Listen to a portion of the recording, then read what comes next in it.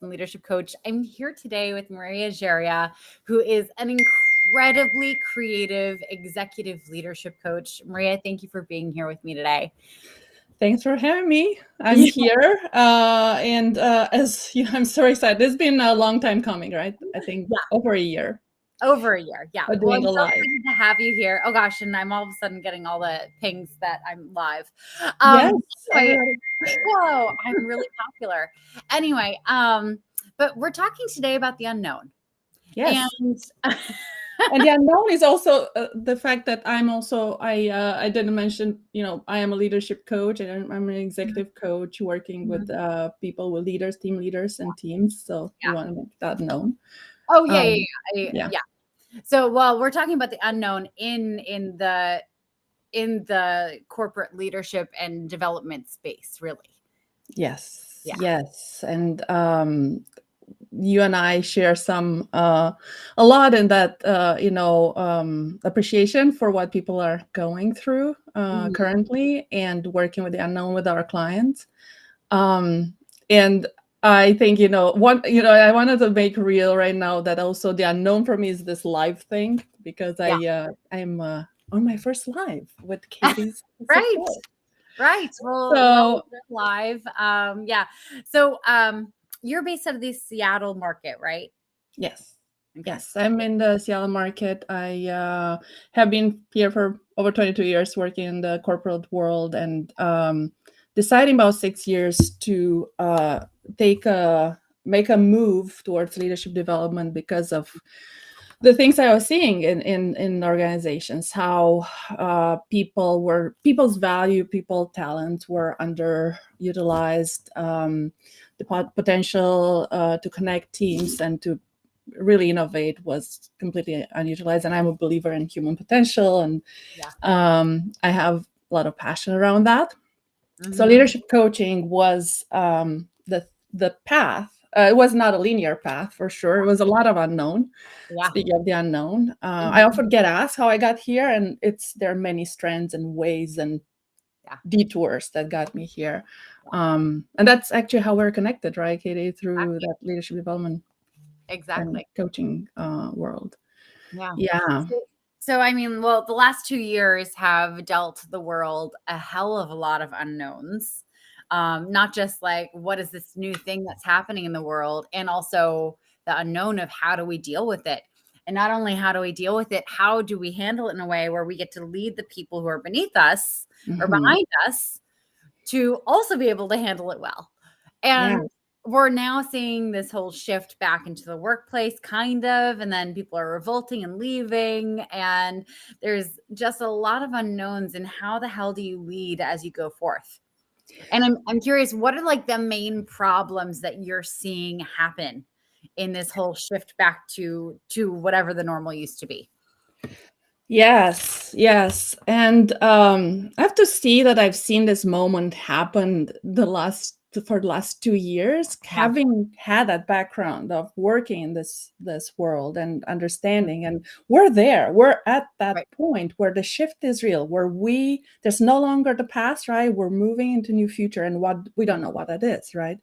And what I'm seeing different things. I'm seeing leaders who are companies, right, who and have tried a few times over last year, giving a strong message that we're coming back, people, we're coming back. The offices are opening, right? It's a very implicit message. We're expecting you in the building, right? I'm Mhm. hearing that. And a big range to the other end of the spectrum where we don't know. We don't know. We're gonna wait it out. We have Mhm. no direct guidance. I'm talking to people who are interviewing Mhm. employees, and the battle for talent, right? It's real right now, Right. Well, and they. it's funny. It's funny. All the companies that are making this big splash about we're going back to the office, recruiters are actually using that as a method. They wait to hear it and then they go and pick people off. They reach out and say, "Hey, I hear you're going back to the office. Do you want to go back to the office? Because if not, I have opportunities for you." Good strategy. Yeah, I that's a know. good strategy, right? Right. Smart, right? Or this unknown, right? We don't know. We have no idea, right? We don't even disclose how we're thinking about it. But how are we thinking about it? So, um, So I think people are left in the dark, and there's like a range between either being too forceful, pushing people back to office, or just too loose about it, and undecided. And people, it's risky, feels risky, right, to take a Yeah. bet on those companies. Yeah. So intentionality is, and I think we talked about this a bit about how are we actually thinking about this? What Right. is our evolving philosophy? And I think it's more about less than having answer, more about our approach, right? What is the process by which will shape the new way of working? Right. Yeah. Well, in a world where it's like it's really, really hard to plan on a social level, in a housing level, in all the different ways. Even just hearing from your employer that you can plan on one thing can be helpful one way or the other. Yes. Yes. And the planning, you can plan on, us having conversations. I see Right. Luna. I Luna wants to get in the conversation here. She doesn't Uh, and she likes knowing when she's gonna get food and when she's gonna get walks and when she's gonna get treats. She wants to know, right? She does not want like the unknown. Kitty, this makes me think of there's simple problems. Um, there's problems like Luna's problems, right? There are technical problems, right? Yeah, like where are you gonna Katie, sit on the couch? Katie hopefully can provide a predictable schedule of meals and Yes. water and walks to Luna, right? That's like, and Katie became an expert. She's an expert right now, right? You'd hope so. You hope so, right? And we have a vast amount in the world of work, of technical problems that can be solved by that way of like, Mhm. make a plan, execute, find problems, troubleshoot, right? Yeah. We're not in this return to work is not a technical problem. It's adaptive challenge, right? It's something that will not be done by one plan, and this is it, right? So that's we're moving into a very different type of leadership that is needed. Yeah. And What you're saying, I'm just imagining like the leaders right now are requiring to be more flexible than they ever have before. yeah, yeah, Like flexible and like ability to change like that. absolutely. And ability to be okay not to have the answer Mhm. and actually engage in a dialogue Right. to see what's in the room, in the virtual room, right? What are their voices, what are ideas are there, and how can we discern what's actually needed based on the different needs, right? Different Right. needs. We have needs for individual needs, people needs, but you also have team needs, right? We need to collaborate, and we know innovation can't happen, in this very disconnected way. We need that kind of collaborative innovation to whatever business challenges we have Right. to deal with those. But I'm kind of coming back to us, right? Going through the pandemic, right? What that was a big experiment for everybody, right? In this adaptive challenge where Mhm. we had no recipe. Right. So, what are I'm curious about you? Like, what were some of the ways you dealt with it? What? Well, I mean, I think the biggest challenge for me personally is that I'm an extrovert. Mm, I'm an extrovert, and I just happened to be visiting my parents for 2 weeks in March of 2020, and I had previously given up my apartment in San Francisco, so I was kind of being a nomad for a year. And all of a sudden, I'm in my 30s and I'm living back with my parents. And I'm having to get my social time from being with them. And they're great people, but they're also my parents and they drive me crazy. And so then there's like having to turn to my friends and being like, can we socialize on Zoom? So finding technologies like for a while, my friend group and I were doing we found this online mm, platform where you play Cards Against Humanity yeah, together. So we'd yeah, have a Zoom going and we'd be playing Cards Against Humanity together on Zoom. yeah, But yes. it was just like needing that social interaction. And And then, you're running experiments, right? You are yeah, trying different things to yeah, see. Yeah, yeah. yeah, With varying successes, there would be days where I would just be crying, like, what is happening to our world? Is it ever going to go back to normal? Are we all going to die? And then there would be other days it's like, okay, this is working. This filled that cup yeah, enough. you know? There was Um, also that reflection, right? Like that you needed to do some self-reflection. Is what works for me? What oh, yeah, doesn't, right? yeah, yeah. Um, yeah. And then of course all the like funny experiments that we were all doing. I don't know if you got on the sourdough starter wagon. I was fully on that. I had Maud. I named her. She went strong for about 8 months there, but it was just yeah, Yeah. it was crazy. It's amazing. And I made these amazing friends on LinkedIn. I literally, like, the pandemic was my push to really get in touch there. And I have these amazing friendships with people that I still haven't actually met in person to this day, Mm, but finding different ways to fill those cups, and yeah. I'm so invested in LinkedIn these days that, like, if someone were to say you're too busy now, you can't do LinkedIn, I'd be very sad.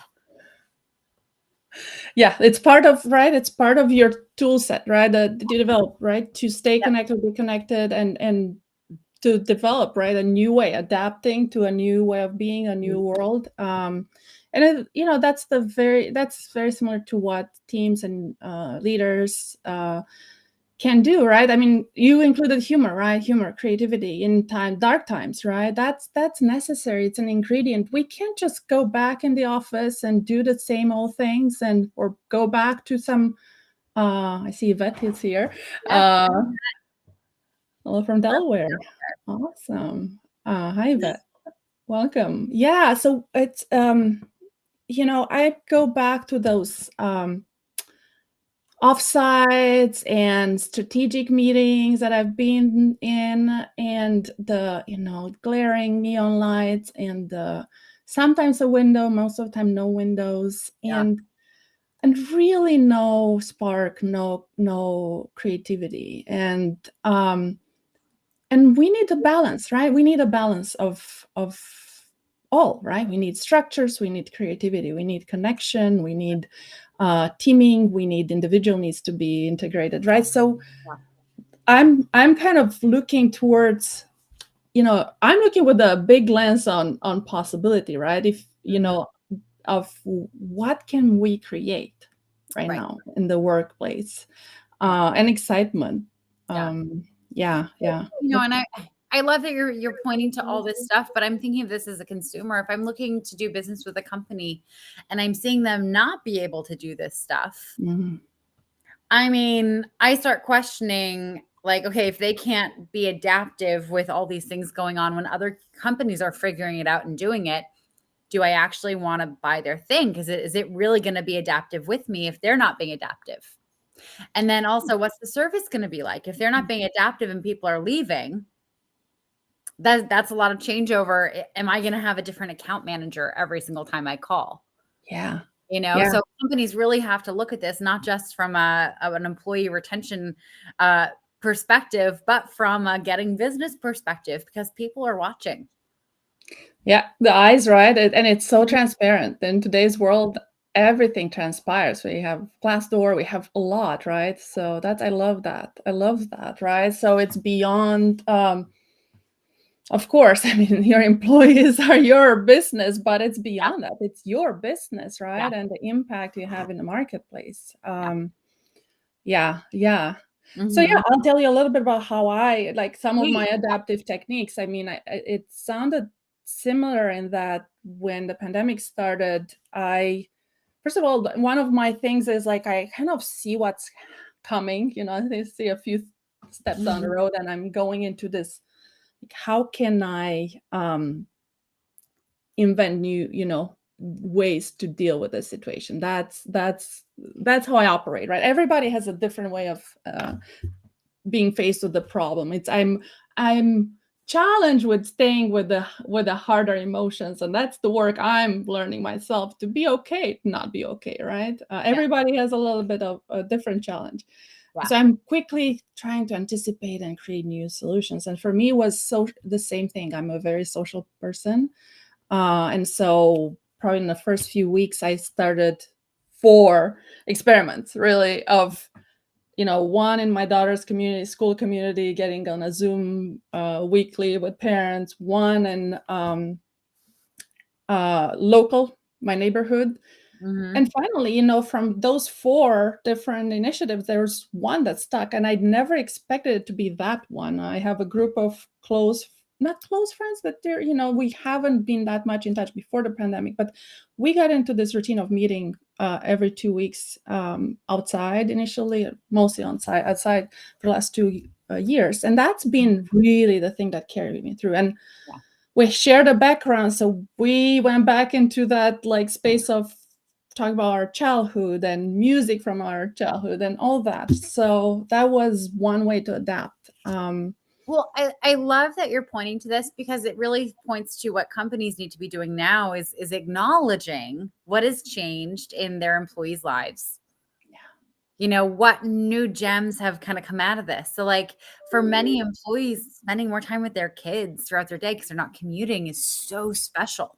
Mhm. And how do Yeah. you, even if you do need them to be back in the office for certain things, like how do you honor that? Yes. Because you can't ignore it. You can't ignore it and say, don't care, you're coming back to the office. Like there has to be some acknowledgement of, hey, this has been such a gift. And also, like, we need this. How can we make this work for everyone? Yeah. And we need this, yes, and right, we need this, but why do we need this, right? We need you in the office is not good enough. Right. No. Why we need you in the office? We need you in the office because we think there are certain things, right, Mhm. that require us to be together, to understand each other, so we can roll our sleeves and work together on this task, right? Project, strategic plan. Yeah. We believe we're more creative that way. We believe that probably, a good majority of people actually need that personal connection every once in a while, and it's going to be a time of connecting. And the way I talk to my clients is I tell them it's time to invest, right? Is put money in the bank, in the connection bank, by Yeah. having occasional meetups, and then that carries through in the remote work, right? Because Right. that those connections persist. What's been happening, and I'm curious to hear what you've noticed, but Mhm. in the remote space, there's a lot of information that doesn't carry through, right? Yeah. That all the nonverbal communication, all the hallways, right? That Mhm. person took their left when they saw me in the hallway, right? Right. There's so much information that gets missed, or that person smiled and turned towards me when they saw me, right?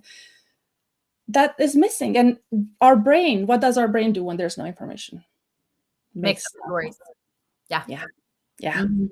So I've met I've coached a few relationships where there are these stories that got created in the absence of physical presence, right? And people got to a point of conflict, and we had to untangle all those stories and get to the core, Right. you know, of what was real. The real was they're not in the same space, and there was no, so no ill intent, no, and Yeah. yes, there were some. We didn't, we did as professionals, we didn't learn how to manage these relationships and be proactive in communication in this space, right? So we Right. need to learn new skills. So that's the point, right? To learn to be together in this new way, we need some space time together and build those trust bridges. Right. Yeah. Yeah. Well, it's interesting. I have a friend who's a fashion designer and, during the pandemic, they had to like look at colors digitally. Mm, But I don't know if like you've ever shopped online for clothes, like you're yeah. like, "Oh, that's a gorgeous color." And then you get it and you're like, "This is hideous. I don't want this." So there are Yes. different Many ways in times. which companies are like, "Okay, cool. Like this part we do have to do in person, but this other Mhm. part doesn't necessarily have to be that way." Yeah. Yeah. And Mhm. even that, right? The intentionality, right? You put it up for discussion, right? Is there any other way, right, to Right. get this creativity, this, collaboration, creativity in a different way? Right.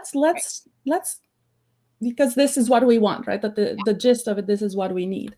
Yeah. Um, So I'm yeah. curious, what do you see as the future for companies going forward in this Mhm. area of like bringing people together, like creating collaborative creative spaces? What do you see as the future for that? Yeah. I see, and I am inspired by many thinkers, and I'm developing, I'm really have a clear sense of vision around companies learning to manage this, becoming, we're babies, toddlers in this space right now, Yeah. right? But and teams learning to much more dynamically navigate this move between co-located work and distributed work, right? Where there are this intentional coming together, and they can co-design and co-create as a team, right? As a team, they develop this, they own the design of how they're going to work together, right? Right? And the leaders, the team leaders, are those people who are facilitating this design approach to how they work together. This would be, in my ideal world right now, in this very moment, all the teams would come together and say, okay, how do we design the way we work together? We listen to each other, right? Mm-hmm. And every business has their own specific, then they'll come up with an approach. And it can be, occasional, frequent, could be biweekly, could be every other week, monthly. Let's come together for these purposes, right? And be clear about what those are. And these are the other tasks that we can do remotely, and that's fine. And this is how we'll be together. And at the source of this work is really defining who we are as a team, our team identity, right? So, because in a very similar way as people and individuals have an identity and a way of defining themselves and their beliefs, their fears, teams have identities. So who are we as a team? That's probably the first conversation that needs to happen. And that's ultimately the team culture. The work culture is very used, but nobody really can define it fundamentally. But it is an identity. What are our beliefs? What are our fears? What are the things we're hiding away as a team? Putting them more in the open. Yeah. Well, what I love about this is that when someone is a part of a team that has an identity, I can imagine they're far more invested, far more loyal to that team. Like they're going to stay with it for a long time. They're going to grow with it. They're going to help other people grow within it, versus the old model that businesses really believe this is how we bring our business to scale is everyone's a cog in the machine and they can be swapped out easily. That no longer seems to be the model that is effective, or is even like, it's not effective. It's not producing great results for the employees, and it's in some cases inviting the unions in. Yes, and it's we know that's no longer effective. There's research that's no longer effective. So the matter is just leaders being brave enough, right, to step into the space of unknown. It is unknown, and to actually start rediscovering, right, a new way of working together where they listen more, right, where they're able to not be the one who knows and always has the answer, right, when they can actually be challenged and be okay and actually appreciate being challenged because they know new ideas and better ideas are going to come in. So that's the new model, right? That's and having a sense, I mean, there's always people, and we need anchors, right? It's like the unknown is scary enough, right? So having a shared sense of why are we here, right? Our sense of purpose, right? That why are we doing this? For the sake of what, and yes, the team owning, right? Owning this, right? How we are, how we're going to grow, right? Learning has to be out. I love the LOL, learning out loud, right? Yeah. So learning out in the open, owning, right? How we are, how we work together as a team is motivating, I think. Gives people ownership. Yeah. It's I had a thought where to go. Well, there's a certain level of autonomy that mid-level managers, like in this model, actually get to step into. They actually get to step into some power, but it requires a new set of skills where they get to speak truth to authority, tell their bosses what their teams need and advocate for them, which I think fosters greater leadership abilities that they can climb higher and do better work in higher ranks. Yes. Yeah. And that's really one of the reasons many mid-level managers are leaving right now. So with this opportunity, I have William from Nigeria. I'm Yeah. getting Hello. the Welcome. hi, William. Yeah, so that's right. It's a win-win, right? It's the team benefits, and you have retention there, built-in employee retention there, where you give leadership opportunities, right? And you lift leadership in the organization.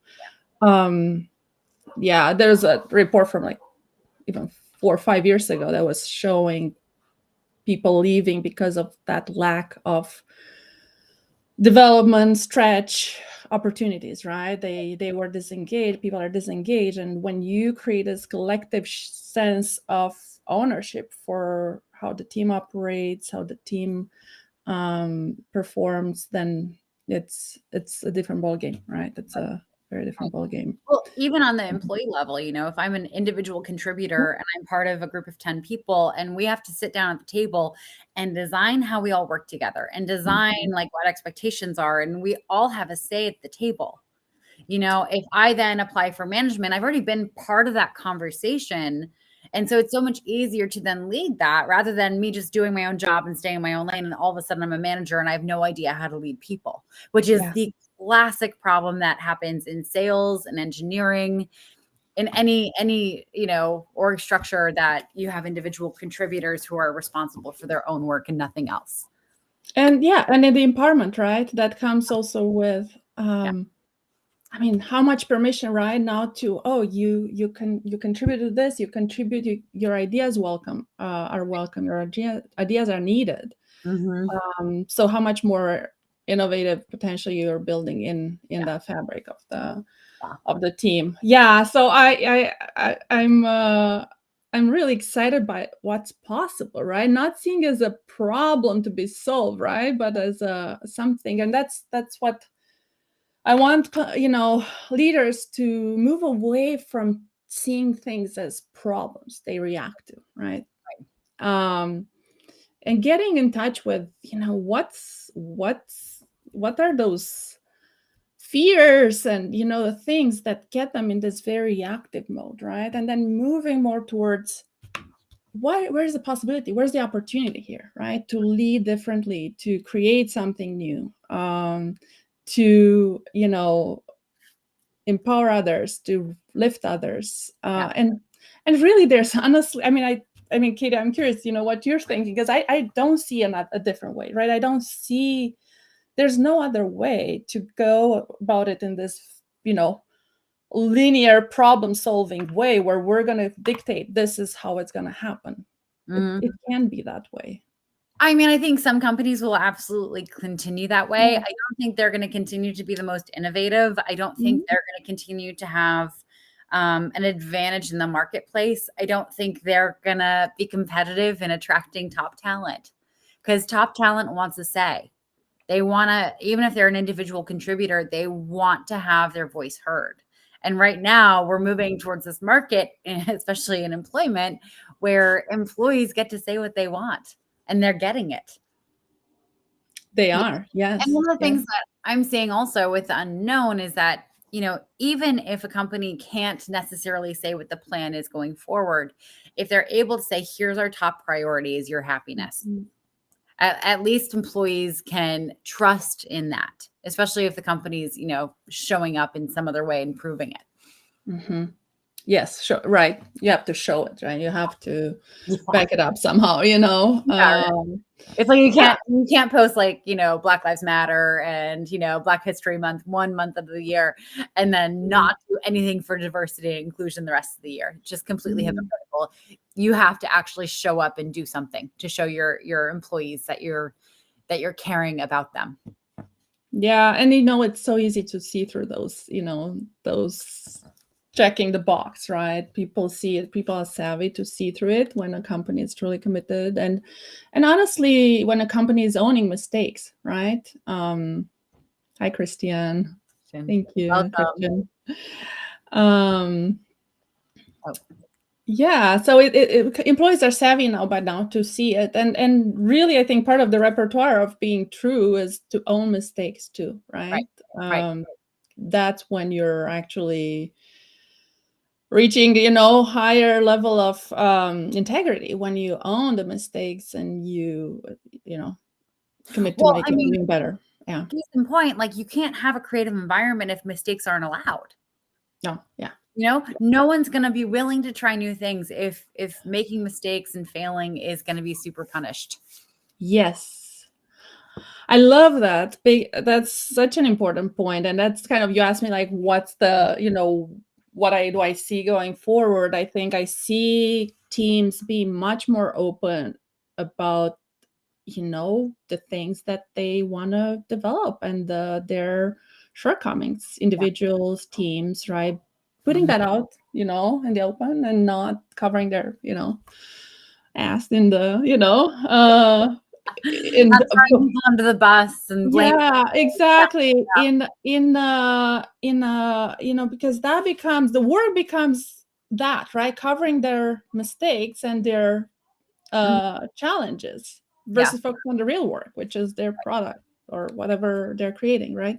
Yeah. So once you're able to reveal as a team, like this is what I'm struggling with, and leaders go first, right? Leaders go first, and it has to be authentic. Then we go more in that territory of mistakes are okay. How do we learn from them, right? What's to be learned from them? Right.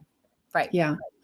Yeah. Yeah. There's always this fear of, oh, if I'm gonna share my mistakes or my shortcomings, right? Mhm. Then what? I'll be, Oh, yeah. well, it's so instinctual to like make a mistake, have it happen, and have other people like have it happen in a way where people are going to find out that something went wrong. And your brain just automatically goes to how do I cover this up? How do I make myself look good? I did this. So my brain went through this last week. So I'm interviewing to create some more content for copywriters and lawyers because I'm getting more and more of them as clients. Mm-hmm. And I messed up something in my booking, and so people are getting booked over each other. And Oof. so I was That's able to very annoying. quickly fix it, but I already had these appointments set over each other. And I'm like, oh my God, like, what do I tell them? Do I tell them there was a mistake? And it's like, no, you tell them that you made the mistake, but it's like Mhm. I train on this shit. And I Yeah. also, my brain automatically goes to how do I not look bad? Yeah. We do it, right? We do it. Yeah. I know. As you are talking, actually, I was thinking like, oh, look how good of a talk I give. I'm really good at like this theory thing, and I'm also I'm trying really as much as I can to what I'm preaching, but I'm also not I'm it's hard. It's Yeah. really hard. Yeah. We have these personas, right, that we've cautiously, carefully cultivated, right, and got us to a certain point, right. Yeah. And now all of a sudden we actually have to say, actually not really. um, so, but yeah, there's a growth, right? That comes. There's a growth that is needed where we no longer define ourselves by how others are seeing us or by how we believe we're strong. Each of us have different beliefs of what makes us strong. Right. And we define ourselves more by, what really matters at the end of the day in my life, right? Or for our team. Yeah. That sense of direction, of purpose. Yeah, and speaking of the unknown, I remember this, we don't have a roadmap right now, but what we need is a compass, right? As Yeah. leaders. Yeah. Said. Yeah. And that's the sense of purpose, our values are that compass, I think. Yeah. Yeah. And that's essentially how you make decisions going forward. Yeah. Beautiful. Absolutely. Absolutely. We're past a half Yeah, hour. Oh my I gosh. know. I love This it. has flown by. I'm curious, what's your final word of wisdom for anyone who's leading people right now? Oh, yes. Expanding that capacity to listen and asking questions and getting very curious about what's important for people. Yeah. Individually and also for the team. So don't, both, right? Mhm. Speak to people, talk to people one-on-one, but then also get together as a team and listen to the collective, what's needed and what's important for them. Great advice. And Yeah. if people wanted to get in touch with you, what's the best way to do that? My LinkedIn is Beautiful. the Just linked best. here. We're linked here, so Yeah, that's perfect. Yeah. beautiful. Yeah. Maria, thank you so much for joining me today. This has been so much fun. I don't know why I've waited. I thought me for over a year, but here I am, and, yeah, it's been really fun, and we'll do it again. Yeah, thank you, and thank you, William and Christian and Yvette, for joining us today, and everyone else who watched but didn't comment. Thank you for watching. I'm Katie McManus, business strategist and coach. This is Maria Gerea, executive You leadership coach, and we will talk to you all soon. Have a great Friday. Bye. And this is new, so I have to figure out where the end